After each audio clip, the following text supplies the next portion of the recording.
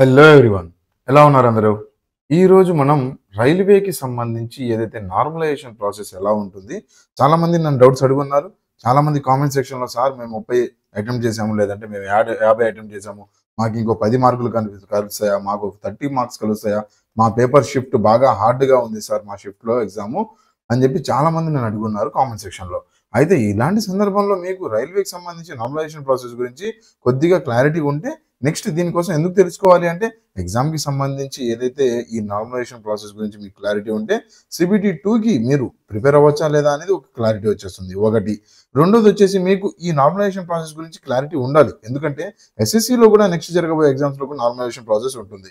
నేను మీకు ఇందులో క్లియర్గా యాక్యురసీకి సంబంధించి ఎన్ని మార్క్స్, నేను ఎన్ని తప్పులు పెడితే ఎన్ని ఒప్పులు పెడితే నాకు నార్మలైజేషన్ ప్రాసెస్లో నా ఎఫెక్ట్ ఎలా ఉంటుంది, నేను 50 క్వశ్చన్లకి 10 క్వశ్చన్లు తప్పు పెట్టాను అనే థాట్ మీ మైండ్లో ఉందా? నార్మలైజేషన్లో దానికి ఎఫెక్ట్ ఎలా ఉంటుందో చూద్దాం ఒకసారి. కేటగిరీకి సంబంధించి ఓసీ, ఎస్సీ, ఎస్టీ వీళ్ళ కేటగిరీకి సంబంధించి మనం చూసుకున్నాం అనుకుంటే నార్మలైజేషన్లో ఎఫెక్ట్ ఎలా ఉంటుంది. షిఫ్ట్ బేస్ మీద హార్డా, ఈజీయా, మీడియమా, మోడరేటా ఇవన్నీ షిఫ్ట్ బేస్ మీద నార్మలైజేషన్ ఎలా పనిచేస్తూ ఉంటుంది.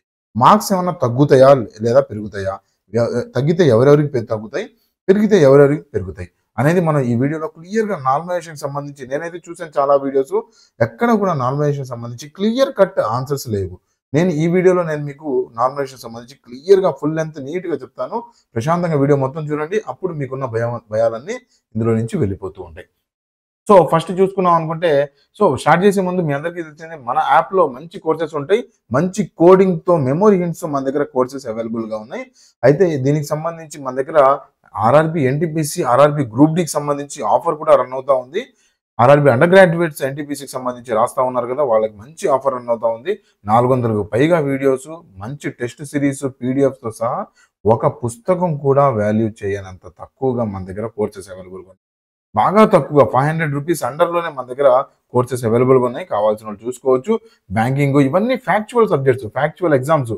మనకి ఐఏఎస్, ఏపీపీఎస్సీ ఇలాంటి ఎగ్జామ్స్, పెద్ద పెద్ద ఎగ్జామ్స్ చూసుకున్నాం అనుకుంటే మనకు అందులో కాన్సెప్ట్ కావాలి. కానీ ఇక్కడ ఈ ఎగ్జామ్స్ ఏవైతే ఉన్నాయో ఇవన్నిటికి మీకు ఫ్యాక్ట్స్ కావాలి. ఫ్యాక్ట్స్ ఇవాళ చదివారంటే రేపు మర్చిపోతారు.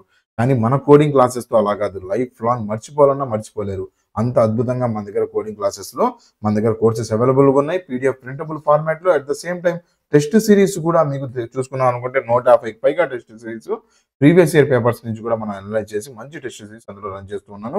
ఫ్రీ టెస్ట్ సిరీస్ కూడా మన దగ్గర యాప్లో అవైలబుల్గా ఉన్నాయి. అండ్ మెటీరియల్స్, కరెంట్ అప్డేట్స్ మొత్తం అందులో యాప్లో నేను అవైలబుల్ చేస్తూ ఉంటాను. మన టెలిగ్రామ్ ఛానల్లో కూడా స్కై అకాడమీ తెలుగు అని చెప్పి మీరు సెర్చ్ చేస్తే అందులో మంచి మంచి క్విజెస్ కానీ, లేదంటే మంచి కరెంట్ అఫైర్స్ కానీ మొత్తం అన్ని ఏమైనా అప్డేట్స్ వస్తే తొందరగా, నేను పెద్ద పెద్ద అప్డేట్స్ ఉంటేనే నేను వీడియో చేసి ఇవ్వగలను. కానీ చిన్న చిన్న అప్డేట్స్ నేను మీకు టెలిగ్రామ్లో షేర్ చేస్తూ ఉంటాను. అందులో మీరు జాయిన్ అయ్యారు అంటే మొత్తం నోటిఫికేషన్ సంబంధించి అప్డేట్స్ కానీ అన్ని అందులో వస్తూ ఉంటాయి. ఓకేనా? So let's begin our video. Welcome to sky academy. First normalisation ప్రక్రియ ఎలా జరుగుతుంది, అసలు నార్మలైజేషన్ అంటే ఏంటి, ఫస్ట్ కీ కాన్సెప్ట్స్ ఎక్కడి నుంచి వచ్చిందంటే, ఇది మీరు చూసుకుంటే ఒక క్లాస్లో చూసుకున్నారు అనుకుంటే ఒక 100 మంది స్టూడెంట్స్ ఉన్నారని ఒక చిన్న ఎగ్జాంపుల్తో మాట్లాడుకుందాం, అప్పుడు క్లియర్గా అర్థమవుతుంది మీకు. ఓకే, టైం ఒక 5-10 నిమిషాలు ఎక్కువ పట్టినా సరే నేను మీకు క్లియర్గా ఈ వీడియోలో క్లియర్ కట్గా నేను మీకు చెప్పబోతున్నాను. నార్మలైజేషన్ సంబంధించి మొత్తం క్లారిటీ వచ్చేస్తుంది ఈ వీడియోలో. ఓకేనా? సో ఒక క్లాస్లో 100 మంది స్టూడెంట్స్ ఉన్నారనుకుందాము. అందులో ఒక 50 మందికి పొద్దున పెట్టారు ఎగ్జామ్, 50 మందికి సాయంత్రం ఎగ్జామ్ పెట్టారు. అయితే పొద్దున పెట్టిన అబ్బాయికి 100 మార్కులు వచ్చినాయి, సాయంత్రం రాసిన అమ్మాయికి 50 మార్కులు వచ్చినాయి. కాకపోతే వీళ్ళ పొద్దున రాసిన వాళ్ళలో ఇతను టాపర్ అండి. ఈ మాట గుర్తుపెట్టుకోవాలి, టాపరు. మధ్యాహ్నం పూట లేదంటే సాయంత్రం పూట రాసిన ఈ అమ్మాయి కూడా వీళ్ళ షిఫ్ట్లో టాపరు. కానీ ఈ టాపర్కి సంబంధించి 100 మార్కులు వచ్చినాయి, ఈ టాపర్కి సంబంధించి చూసుకున్నారు అనుకుంటే మధ్యాహ్నం పూట 50 మార్కులు వచ్చినాయి. ఎందుకు వచ్చినాయి అంటే మనకు క్లియర్గా కనిపించేస్తా ఉంది. టీచర్ నుంచోబెట్టి ఎందుకు వచ్చినాయి ఇలా అని చెప్పి అడిగితే వాళ్ళు అమ్మాయి క్లియర్గా ఆన్సర్ చెప్తా ఉంది. ఏమంటే నా పేపరు హార్డ్గా వచ్చింది, అతని పేపరు ఈజీగా వచ్చింది అని చెప్పి ఏడుస్తా కూర్చుంది. ఓకే, ఇతని పేపర్ ఈజీగా వచ్చిందంట అందుకని 100 మార్కులు వచ్చినాయి, ఇతని పేపర్ హార్డ్గా వచ్చింది కాబట్టి ఈ అమ్మాయి పేపరు 50 మార్కులు వచ్చినాయి అని చెప్పి అమ్మాయి చెప్తా ఉంది. ఇలాంటి సందర్భంలో టీచర్ ఏం చేస్తున్నాడంటే, ఓకే ఏడవకు, నేను నీకు ఇంకొక 50 మార్కులు కల్పిస్తాను, ఓ పండగ చేసుకో అని చెప్పి అన్నాడు. అలాంటి సందర్భంలో చూసుకుంటే ఇప్పుడు ఈ టాపర్కి కూడా 100 మార్కులే, ఈ టాపర్కి కూడా 100 మార్కులే. ఓకేనా? 100 మార్కులు నార్మలైజ్ అయిపోయినాయి. ఇప్పుడు హార్డ్ లేదు, ఈజీ లేదు. ఈ ఈజీ వచ్చిన అతను ఏంటయ్యా అమ్మాయికి 50 మార్కులు కలిపావు, నా పరిస్థితి ఏంటి అంటే, నీకు ఆల్రెడీ పేపర్ ఈజీగా ఇచ్చాం కదా, పేపర్ ఈజీ ఇచ్చారు కాబట్టి అదే నీ బెనిఫిట్.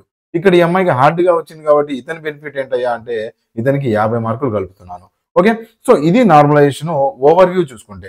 అయితే గా కొద్దిగా మనం చూసుకోవాలి అనుకుంటే ఎగ్జాంపుల్ చూసుకుంటే షిఫ్ట్ వన్లో 150 మార్కులు వచ్చిన టాపర్ ఉన్నాడు.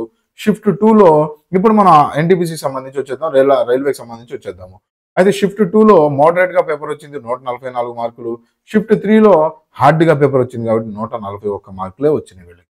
అయితే ఇలాంటి సందర్భంలో ఏం జరిగిందయ్యా అంటే ఇప్పుడు ఈ 150 మార్కులు వచ్చిన ఎవరైతే టాపర్ ఉన్నాడో ఈ షిఫ్ట్ 1ని ఏమని చెప్తారయ్యా అంటే దీన్ని బేస్గా తీసుకుంటారు.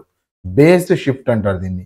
బేస్డ్ షిఫ్ట్ దేన్ని తీసుకున్నారయ్యా అంటే ఏదైతే ఈజీగా వచ్చిన 150 మార్కులు వచ్చిన ఈజీగా వచ్చిన షిఫ్ట్ని బేస్డ్ షిఫ్ట్గా తీసుకొని వీళ్ళు ఏడుస్తున్నారు కదా, వీళ్ళకి కొన్ని మార్కులు కొద్దిగా దానం చేయాలి. అయితే ఎంత దానం చేస్తారయ్యా అంటే ఇతనికి ఈక్వల్ చేస్తారు. ఎంత అంటే ఒక 6 మార్కులు దానం చేస్తే ఇతనికి కూడా 150 వస్తాయి. ఇతనికి కూడా ఒక 9 మార్కులు దానం చేస్తే ఇతనికి కూడా 150 వస్తాయి. సో ఇప్పుడు చూసుకుంటే ఏ షిఫ్ట్లో చూసుకున్నా టాపర్ మార్క్స్ ఏ షిఫ్ట్లో చూసుకున్నా 150 ఉంటాయి. ఓకేనా, ఇంతవరకు క్లియరా? సో ఇప్పుడు మిగతా వాళ్ళ సంగతి ఏంటి సార్? టాపర్ గురించి మీరు మాట్లాడారు, మిగతా వాళ్ళ సంగతి ఏంటి చూద్దాం. చూడండి, ఇప్పుడు నేను మీకు 3 షిఫ్ట్ల గురించి కొద్దిగా టేబుల్ పెద్దగా కనిపిస్తూ ఉంటుంది, భయపడకండి, సింపుల్గా చెప్తాను చూడండి. ఇది షిఫ్ట్ 1 ఇందాక మాట్లాడుకున్నాం. ఇది షిఫ్ట్ 2, ఇది షిఫ్ట్ 3. ఓకేనా, ఈ షిఫ్ట్ 1లో చూసుకుంటే ఒక 10 మంది స్టూడెంట్స్ ఉన్నారనుకుందాము, ఎగ్జామ్ రాయడానికి వచ్చారు పొద్దున పూట. మధ్యాహ్నం పూట చూసుకున్నారు అనుకుంటే ఒక 22 మంది లేదా ఓ 12 మంది 15 మంది వచ్చారని చెప్పి అనుకుందాము. షిఫ్ట్ 3లో చూసుకుంటే ఇంకొక 10 మంది లేదా 9 మంది ఎగ్జామ్ రాయడానికి వచ్చారు. ఓకే, సో ఇప్పుడు చూసుకుంటే ఈ షిఫ్ట్ 1లో పేపర్ బాగా ఈజీగా వచ్చింది, పొద్దున పూట ఎగ్జామ్ బాగా ఈజీగా వచ్చింది. 186 హైయెస్ట్ మార్కులు వచ్చినాయి. ఓకేనా, 180 మార్కులు. ఇవన్నీ మార్కులు అండి, ఇవన్నీ మార్కులు. రా మార్క్స్ అంటే ఏంటి? ఏవైతే మీకు మార్క్స్ ఏవైతే వస్తున్నాయో, సార్ నేను 50 బిట్లు అటెంప్ట్ చేశాను, కాకపోతే అందులో రైట్ కొన్ని అవుతాయి, రాంగ్ కొన్ని అవుతాయి, ఓవరాల్గా నాకు 40 మార్కులు వస్తున్నాయి. నేను చూసుకుంటే నేను మా నెగిటివ్ మార్కింగ్ అన్ని తీసుకుంటే 40 మార్కులు వస్తున్నాయి. సో వీటిని ఏమంటాం అయ్యా అంటే రా మార్క్స్ అంటాము. మీకు అందరికీ తెలిసిందే నార్మలైజ్డ్ మార్క్స్ అని ఉంటాయి. నార్మలైజ్డ్ మార్క్స్ అంటే ఏంటి? ఈ 40 మార్కులకి కొన్ని మార్కులు కలిపితే అవి నార్మలైజ్డ్ మార్క్స్. రా మార్క్స్ నార్మలైజ్డ్ మార్క్స్కి తేడా అర్థమైందని చెప్పి అనుకుంటున్నాను. అయితే రా మార్క్స్ అంటే మీకు వచ్చిన మార్క్స్, మీకు ఏవైతే వస్తున్నాయో ఆ మార్క్స్. ఇక్కడ చూసుకుంటే ఈ షిఫ్ట్ 1లో మనం చూసుకున్నాం అనుకుంటే S1 అంటే షిఫ్ట్ 1. ఓకే, షిఫ్ట్ 1లో చూసుకున్నాం అనుకుంటే 184 మార్కులు మీకు హైయెస్ట్ స్టూడెంట్కి వచ్చినాయి. మిగతా వాళ్ళకి తక్కువ ఓవరాల్గా 130 మార్కులు బాగా తక్కువ స్టూడెంట్కి, వర్స్ట్ కండిషన్లో స్టూడెంట్కి వచ్చినాయి. అలానే షిఫ్ట్ 2లో చూసుకుంటే 168 మార్కులు టాప్ వచ్చింది. అంటే ఏంటి, ఏమర్థం అవుతుంది? 184 188 అంటే కొద్దిగా చూసుకుంటే ఈ షిఫ్ట్ కన్నా ఈ షిఫ్ట్ కొద్దిగా ఈజీ లానే ఉంది. ఈ షిఫ్ట్ హార్డ్. తక్కువ మార్కులు వచ్చినాయి కదా, ఈ షిఫ్ట్ హార్డ్. 184 వచ్చిన వాళ్ళు ఏంటి, ఈజీ అన్నట్టు. అవునా, ఈజీ మార్కులు. అయితే ఈజీ మార్కులు, హార్డ్ మార్కులు ఇలా డిసైడ్ చేస్తారు. ఓకేనా, ఈ షిఫ్ట్లో హైయెస్ట్ మార్కులు చూసుకుంటే 184, ఈ షిఫ్ట్లో హైయెస్ట్ మార్కులు చూసుకుంటే 168. అంటే ఈ షిఫ్ట్ హార్డ్ షిఫ్ట్ అని చెప్పి డిసైడ్ చేస్తారు. షిఫ్ట్ 3లో చూసుకున్నాం అనుకుంటే 185. అంటే దీని మీనింగ్ ఏంటి? ఇది ఇంకా ఈజీ షిఫ్ట్ అన్నట్టు. ఓవరాల్గా ర్యాంకింగ్ ఇద్దాం అనుకుంటే దీన్ని ఏమంటాం అంటే ఈజీ అంటాము, దీన్ని ఏమంటాం అంటే మోడరేట్ అంటాము, దీన్ని ఏమంటాం అంటే హార్డ్ పేపర్ అని చెప్పి అనొచ్చు. ఓకే, ఇంతవరకు క్లియర్ కదా మీకు? ఇప్పుడు మనం మాట్లాడుకుంటే ఇప్పుడు ఏం చేస్తారంటే ఈ 185 మార్క్స్ వచ్చినాయి కదా, దీన్ని బేస్గా తీసుకొని వీళ్ళెవ్వరికి మార్కులు కలపరు. వీళ్ళకి ఈ షిఫ్ట్లో వాళ్ళకి మాత్రమే మార్కులు కలుపుతారు. ఎందుకంటే ఆల్రెడీ వీళ్ళందరికీ ఒక ప్రాఫిట్, ఒక వరం ఇచ్చేసారు కదా, ఈజీ పేపర్ అనే వరం వచ్చేసింది. ఇప్పుడు వీళ్ళకి కూడా ఒక అడ్వాంటేజ్ ఉండాలి, వీళ్ళకి కూడా అడ్వాంటేజ్ ఉండాలి కదా. బాగా హార్డ్గా వచ్చిన వీళ్ళకి ఎక్కువ మార్కులు కలుస్తాయి, కొద్దిగా మోడరేట్ వచ్చిన వీళ్ళకి తక్కువ మార్కులు కలుస్తాయి. ఎన్ని మార్కులు కలుస్తాయి సార్? 185 మార్కులు. ఇది హైయెస్ట్ కాబట్టి ఈ టాపర్కి కూడా 185 మార్కులు ఈక్వల్ చేయబోతున్నారు. అంటే ఇప్పుడు ఎంత తగ్గిందయ్యా అంటే ఇక్కడ చూసుకుంటే ఒక 2, 5, 7, 17 మార్కులు తగ్గుతూ ఉన్నాయి. సో ఇతనికి 17 మార్కులు కలుపుతారు, ఇతనికి ప్రతి ఒక్కళ్ళకి 17 మార్కులు కలుపుతా వెళ్ళిపోతారు. ఓకేనా, ప్రతి ఒక్కళ్ళకి నాకు 124 మార్కులు వచ్చినాయంటే నీ 124 మార్కులు కాదు, ఇంకో 17 మార్కులు ఇస్తున్నాము నీకు కూడా అని చెప్పి ఎంత ఇస్తారయ్యా అంటే దగ్గర దగ్గర చూసుకుంటే 141 మార్కులు ఇతనికి ఓవరాల్ స్కోర్ కనిపిస్తుంది. ఓకేనా? ఇతనికి ఎంత కలుపుతున్నారంటే 185 బేస్ స్కోర్ అనుకున్నాం కదా, బేస్ షిఫ్ట్ అనుకున్నాం కదా. ఇది టాపర్కి ఎంత తగ్గుతుంది? 184 కాబట్టి ఒక్కటే తగ్గుతుంది కాబట్టి వీళ్ళందరికీ ఒక్కొక్క రూపాయి అంటే ఒక్కొక్క మార్కు దానం చేస్తారు. ఓకే, వీళ్ళందరికీ ఒక్కొక్క మార్కు కలిపేస్తారు. అర్థమైంది కదా ఇప్పుడు? సో ఓవరాల్గా హైయెస్ట్ టాపర్ మార్కులు ఈక్వల్ అవుతాయి. ఈ హైయెస్ట్ టాప్ వీడికి 185 మార్కులు, ఇతనికి 185, ఇతనికి 185 కనిపిస్తూ ఉంటుంది. మిగతా వాళ్ళందరూ డిఫరెంట్గా ఉంటారు. హైయెస్ట్ టాపర్ ర్యాంక్ 1 అందరూ ఈక్వల్గా ఉంటారు, కానీ మిగతా వాళ్ళందరూ డిఫరెంట్గా ఉంటారు. అర్థమైందా? చాలా సింపుల్ వేలో నేను మీకు చెప్పాను. ఇంకా చాలా పని ఉంది ఇందులో చూసుకుంటే పర్సంటైల్ అంటాము, పర్సంటైల్ గురించి మాట్లాడుకోవాలి, దాని తర్వాత బేసిక్ షిఫ్ట్ గురించి, దాని తర్వాత నార్మలైజేషన్ గురించి, ఇంకా డెప్త్గా చాలా ఉంది. ఫార్ములాలు వాడాలి, ఇవన్నీ బయటికి తీయడానికి. కానీ ఓవరాల్గా to the point to point మాట్లాడుకోవాలనుకుంటే ఓవరాల్గా అనాలిసిస్ ఇదే. ఓకేనా? అర్థమైంది కదా? సో ఇప్పుడు చూసుకున్నాం అనుకుంటే, ఇప్పుడు నేను మీకు ఇందాక చెప్పినట్టు ఇప్పుడు చూసుకుంటే 150 మార్కులు షిఫ్ట్ 1లో వచ్చిన అతనికి 150 మార్కులు టాపర్కి అయిపోతాయి, ఇతనికి 150 అయిపోతాయి, ఇతనికి 150. ఇదంతా ఏంటి సినారియో? ఇదంతా ఏంటి? రైల్వేలో సినారియో. ఇప్పుడు మరియు ఎస్ఎస్సిలో సినారియో ఎలా ఉంటుంది సార్ అని చెప్పి మాట్లాడుకుంటే, ఎస్ఎస్సిలో సినారియోలో ఇలా ఉండదు.